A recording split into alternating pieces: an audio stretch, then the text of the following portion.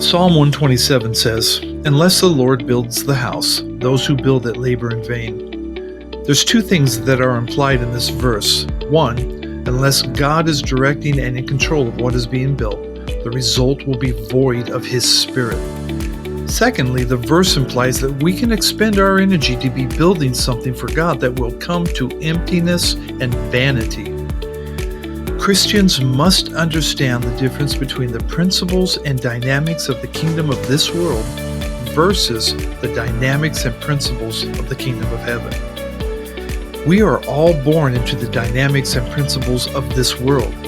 We eat, breathe, and walk in these dynamics in every aspect of our lives.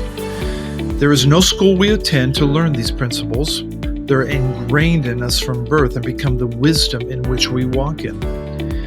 Man labors in this wisdom to build and be successful, but man is in a fallen state.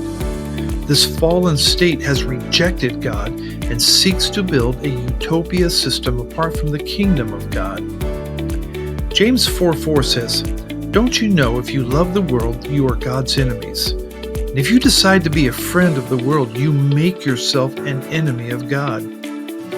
We in our nature are aligned with the values, desires, and systems of this world.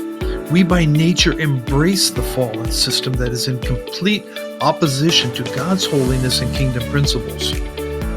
Sadly, many of God's people ignorantly build for Him using this fallen wisdom. They use worldly models to build churches and ministries. They institute worldly methods or copy what others have done in order to build up their churches.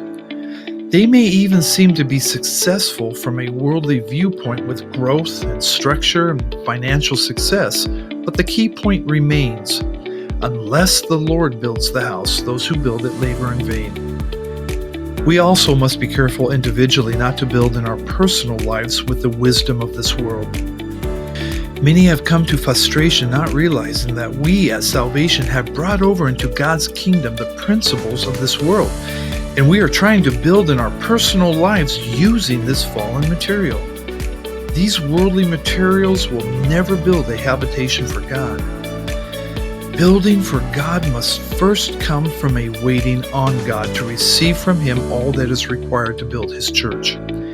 He is the master builder. A transformation must take place in our innermost being by God's Spirit in order to hear and receive what He would have us to do.